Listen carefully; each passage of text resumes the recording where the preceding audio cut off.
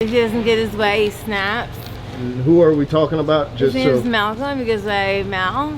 At one point, he had like 6 girls living in his house, and we were constantly all on drugs. He was just feeding us drugs 24/7 since we were incoherent.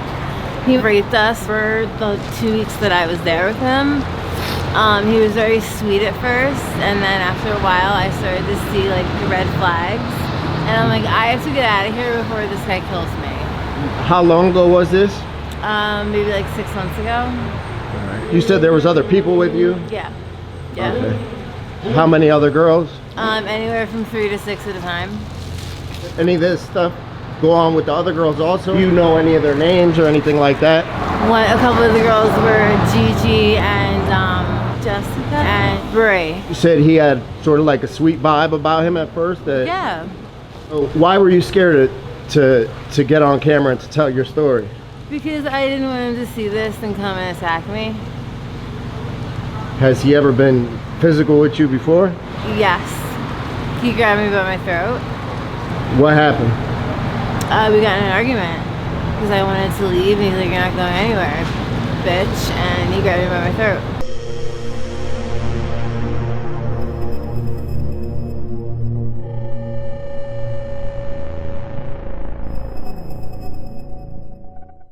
What's your name? Melissa. Melissa, how you doing, Melissa? I'm okay. So this is the 3rd time that we've spoken. Can you please tell the viewers what you shared with me? I met this guy named Mal who Thank you, brother. wanted me to do interviews on camera. At first I was a little hesitant, and then I decided to do it. He took me to his place by... 1 second for the train. Of course, and that motherfucker don't come. Alright, go ahead. He took me to his house by the 7-Eleven.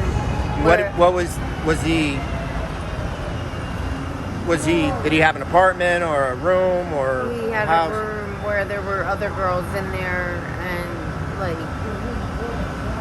he would not let us leave. He was forcing us like to trick, and With him or with other people? there were other men, and it was with him. And how long did this? Here it comes now.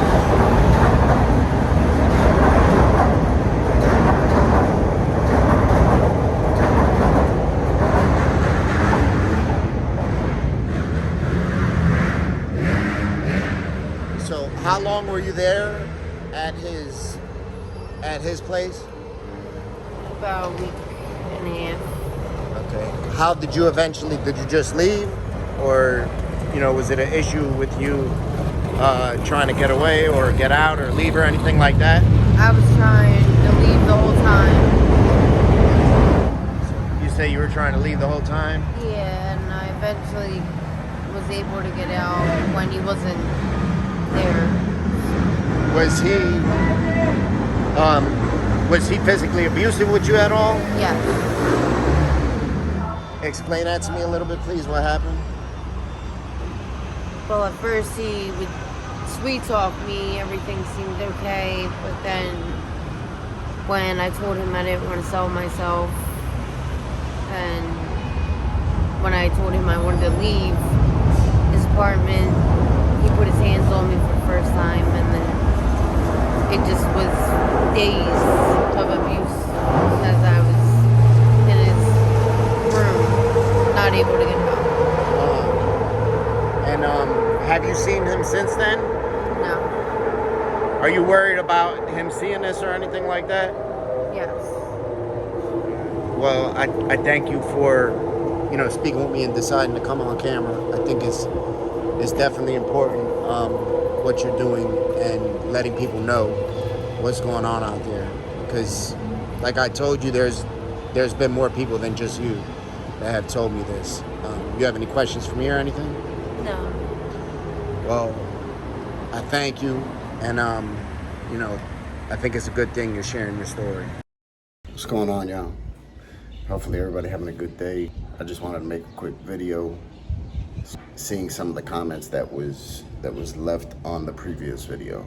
For all the women out there that are commenting and saying, oh, this chick is a dope fiend, she's a junkie, you shouldn't believe her, all that stuff, y'all should be ashamed of yourself, man. I pray that this shit never happens to nobody in your family, nobody you care about, or yourself. Right? And they speak out about it, and then people just shun them like that, right? And then I look at the people's profile and look at their name and stuff, and then I'd be like, all right, it's just, like, it seems to have a common denominator. They're all like middle-aged, homely woman, should I say. You know, I don't know. That shit is sad though, man. Like I said, I hope this shit don't happen to nobody, you know. And then people were like, oh, well, Frank could pay them to say that. I probably could. And I understand those of you that don't know me might think that's something that I might do, right? Not at all. That's not in my makeup. I'm not in the business of just making up lies about people. This shit, you know, believe me, that's not, yeah. I had to be convinced beyond the reasonable doubt to even speak about this. Mind you, this isn't something that just came up over the past month, 2 months, 6 months. It's something that came up over the past like 2 years. Like I said, there's numerous other people that have heard this same thing. And it's very unfortunate. Like I said, do I think that everything they're saying is true? I don't know. I take everything with a grain of salt. So I can't say that I believe everything they're saying is true, but I definitely believe that something is going on, you know. And even the way he had, like, when this first started coming out, he was like, no, you know, and then slowly he started like easing his way into it and was like, well, my roommate brings prostitutes over, you know, and you're like, huh? And then in one of his live streams that, you know, somebody sent me, thank you for sending me that, you know who you are, where he even admits to it. He's like, you know how we speak when we're young? And this is the thing with him. I don't think he's the brightest crayon in the pack, by far. So I think what he says is exactly what he means. What he writes is exactly what he means. So you know how when we're young and we'll tell our parents we're home, and then we say something that gives up we're not home? Like we say, oh, when are you going home? Instead of when are you, you know, instead of saying, oh, when are you coming here? You know, things like that. That's the type of stuff he does.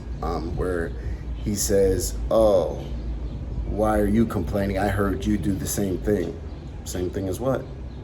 You know what I'm saying? Like shit like that, where he's said it multiple times. Those are called like Freudian slips, I guess. A lot of times we say what we mean. That shit just comes out in a weird way, or in a way we don't want to. You know what I mean?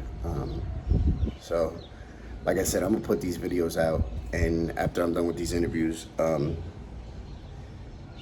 that's good. You won't get me to speak about it again, because I just realized that people could see him doing something on video, right?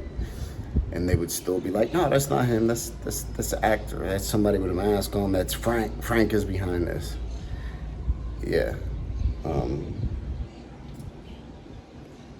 So I don't know. That shit is like kind of weird to me. Beside me, I want to give a big shout out to all y'all that be commenting though.